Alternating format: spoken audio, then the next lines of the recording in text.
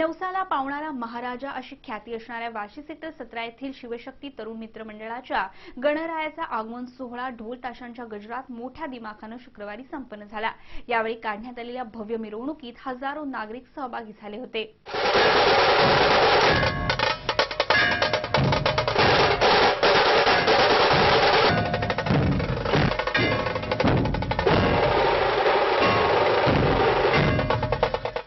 गणेशोत्सव अवघ्या काही दिवसांवर येऊन ठेपलाय। अशात मुंबईसह नवी मुंबईतही भव्य दिव्य स्वरूपात गणरायाचा आगमन सोहळा भक्तांना याची देही याची डोळा अनुभवायला मिळाला। नवसाला पावणारा महाराजा अशी ख्याती असणाऱ्या वाशी सेक्टर 17 येथील शिवशक्ती तरुण मित्र मंडळाच्या गणरायाचा आगमन सोहळा थाटात शुक्रवारी संपन्न झाला।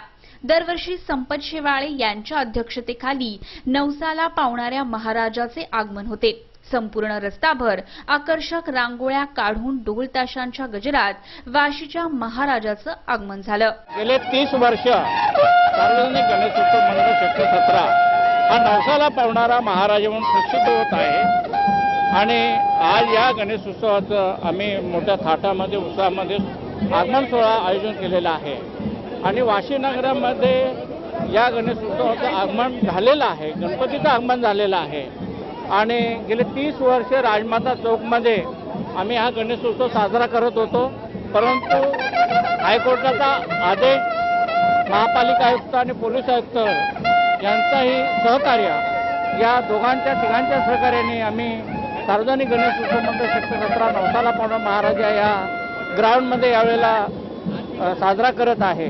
यावेळी काढण्यात आलेल्या भव्य मिरवणुकीत हजारो भक्त दाखल झाले होते। यावेळी नगरसेविका दयावंती शेवाळे व मंडळाचे कार्यकर्तेही उपस्थित होते। व्हिडिओ जर्नलिस्ट सनी मेहरोल, MVTV। 11/7 लोकल साखळी बॉम्बस्फोटातील 13 पैकी 12 आरोपींना कलम 302 अंतर्गत दोषी ठरवण्यात आले। मुंबईत 11 जुलै 2006 साली पश्चिम रेल्वे साखळी बॉम्बस्फोट घडवण्यात आला होता। या प्रकरणी विशेष मोका कोर्टाने शुक्रवारी आपला निर्णय दिलाय।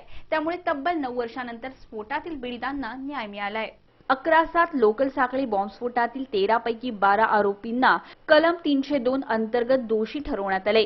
मुंबईत 11 जुलै 2006 साली पश्चिम रेल्वे साखळी बॉम्बस्फोट घडवण्यात आला होता। या प्रकरणी विशेष मोका कोर्टाने शुक्रवारी आपला निर्णय दिला। त्यामुळे तब्बल 9 वर्षांनंतर स्फोटातील पीडितांना न्याय मिळालाय। 11 जुलै 2006 रोजी मुंबईतील पश्चिम रेल्वे मार्गावर लोकलमध्ये गर्दीच्या वेळी 11 मिनिटात वेगवेगळ्या ठिकाणी सलग 7 साखळी बॉम्बस्फोट झाले होते। यात मीरा रोड, भाईंदर, बोरिवली, जोगेश्वरी, खार रोड, वांद्रे, माहीम आणि माटुंगा रोड या रेल्वे स्टेशनचा समावेश होता। तसंच बोरिवलीत एक जिवंत बॉम्ब नष्ट करण्यात आला होता। या साखळी बॉम्बस्फोटात तब्बल 189 निष्पापांचा बळी गेला असून 800हून अधिक जण जखमी झालेत। सोमवारच्या युक्तिवादानंतर दोषींना शिक्षा सुनावण्यात येणार आहे। लष्कर-ए-तोयबानं या साखळी बॉम्बस्फोटाचा कट रचला होता। Bureau report, MVTV। राज्य सरकारच्या सेवा हमी कायद्यानुसार महाराष्ट्रात गांधी जयंतीपासून 50 सेवा ऑनलाईन उपलब्ध करण्यात येणार आहेत। जन्म आणि मृत्यू दाखला, उत्पन्नाचा दाखला, शिधापत्रिका या सेवा ऑनलाईनसह राज्य सरकारच्या आपले सरकार या वेब पोर्टलद्वारेही उपलब्ध होणार आहेत। राज्य सरकारच्या सेवा हमी कायद्यानुसार महाराष्ट्रात गांधी जयंतीपासून 50 सेवा ऑनलाईन उपलब्ध करण्यात येणार आहेत। जन्म आणि मृत्यू दाखला, उत्पन्नाचा दाखला, शिधापत्रिका या सेवा ऑनलाईनसह राज्य सरकारच्या आपले सरकार या वेब पोर्टलद्वारेही उपलब्ध होणार आहेत। विधिमंडळाच्या पावसाळी अधिवेशनात सरकारने सेवा हमी कायदा संमत केला असून या माध्यमातून जवळपास 150 सेवा उपलब्ध होणार आहेत। विशिष्ट कालावधीत नागरिकांना या सेवा न पुरवल्यास संबंधित अधिकाऱ्यांवर कारवाईची तरतूद या कायद्यात आहे। यामुळे कर्मचाऱ्यांवरही वचक निर्माण होणार आहे। त्याचबरोबर नागरिकांना सरकारी कार्यालयाचे वारंवार खेटे मारावे लागणार नाहीत। पहिल्या टप्प्यात 150 सेवा दिल्या जाणार आहेत। त्यामध्ये महसूल, श्रम आणि उद्योग विभागाशी संबंधित सेवांचा समावेश आहे। जवळपास 400 सेवा या कायद्याअंतर्गत देण्याचा सरकारचा विचार आहे। Bureau report, MVTV। सकाळच्या अजानासाठी लाऊडस्पीकर न वापरण्याचा निर्णय नवी मुंबईतील 54 आणि पनवेल परिसरातील 120 मशिदींनी घेतलाय। रात्री 10 ते सकाळी 6 वाजेपर्यंत लाऊडस्पीकर वापरायला सर्वोच्च न्यायालयाने बंदी केली आहे आणि सर्वोच्च न्यायालयाच्या या निर्णयाचं पालन करण्याचा निर्णय मुस्लिम बांधवांनी घेतला आहे। सकाळच्या अजानासाठी लाऊडस्पीकर न वापरण्याचा निर्णय नवी मुंबईतील 54 आणि पनवेल परिसरातल्या 120 मशिदींनी घेतलाय. रात्री 10 ते सकाळी 6 वाजेपर्यंत लाऊडस्पीकर वापरायला सर्वोच्च न्यायालयानं बंदी केली आहे आणि सर्वोच्च न्यायालयाच्या या निर्णयाचं पालन करण्याचा निर्णय मुस्लिम बांधवांनी घेतलाय. त्यामुळे यापुढे सकाळची 6 वाजता पूर्वीची अजान बंद होणार आहे. नवी मुंबईत 54 तर पनवेल परिसरात 120 मस्जिद आहेत. तसंच या परिसरातील अनधिकृत मस्जिदींवरचे लाऊडस्पीकर्सही काढून टाकण्यात आलेत. त्यामुळे धार्मिक स्थळांच्या न्यायालयाच्या या निर्णयाचं पालन करून एक प्रकारे मुस्लिम बांधवांनी सामाजिक एकात्मता जपण्याचा प्रयत्न केलाय. Bureau report MVTV. CBD Belapur sector 8 येथील स्वातंत्र्यवीर सावरकर मैदानात पालिकेच्या वतीने कायमस्वरूपी स्टेज बांधण्यात येणार आहे. मात्र स्थानिक रहिवाशांनी याचा विरोध केलाय. मैदानात स्टेज बांधल्यास खेळण्यासाठी जागा अपुरी पडणार असल्याने हा विरोध होत आहे. पालिकेने नवी मुंबईतील सर्वच मैदानात कायमस्वरूपी स्टेज बांधण्याचा निर्णय घेतलाय. या निर्णयाप्रमाणे सीबीडीतील सेक्टर 8 परिसरात असणाऱ्या स्वातंत्र्यवीर सावरकर मैदानातही पालिका या निर्णयाची अंमलबजावणी करत कायमस्वरूपी स्टेज बांधणार आहे. मात्र स्थानिक रहिवाशांनी याला विरोध दर्शवलाय.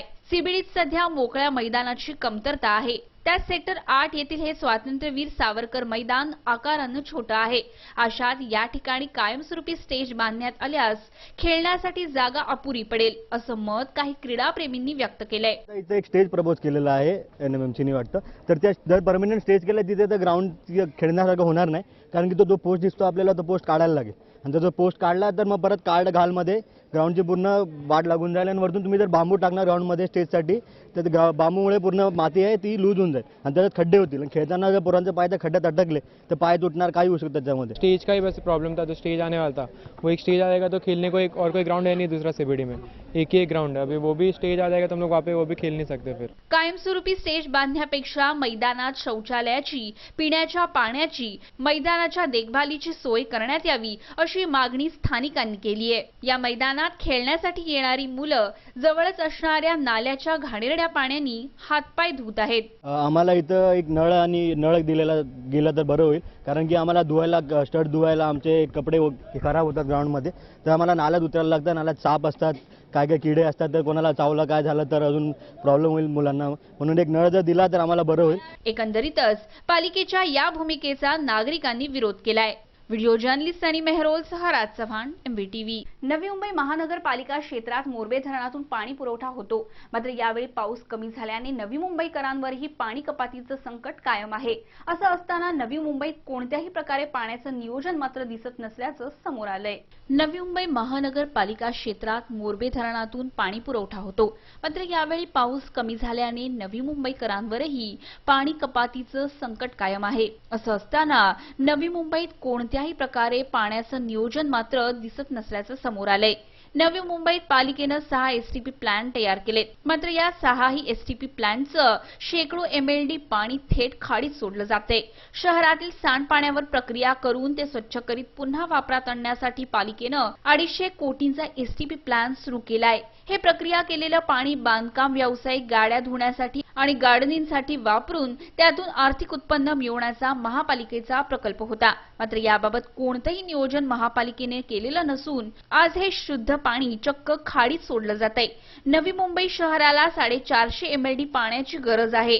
या STP प्लांट मधील 180 MLD पाण्याचं नियोजन केलं गेलं तर पिण्याच्या पाण्याची मोठी बचत होऊन नवी मुंबईकरांची पाण्याची निकड भागली असती. मात्र पालिकेकडून कोणत्याही प्रकारचं पाऊल उचलण्यात येत नसल्याने आज मोठ्या प्रमाणात पाणी वाया जात आहे. Bureau report, MVTV. Navi Mumbai महानगरपालिका क्षेत्रात 303 मोबाईल टॉवर्स परवानगी न घेता उभारण्यात आलेत. तर 429 टॉवर्सनी परवानगी घेतली होती, परंतु त्यांच्या परवानगीचा कालावधीही संपुष्टात आलाय. त्यामुळे शहरातील सर्वच्या सर्व 732 टॉवर्स अनधिकृत असून आतापर्यंत केवळ 33 टॉवर्सवर कारवाई करण्यात आली आहे.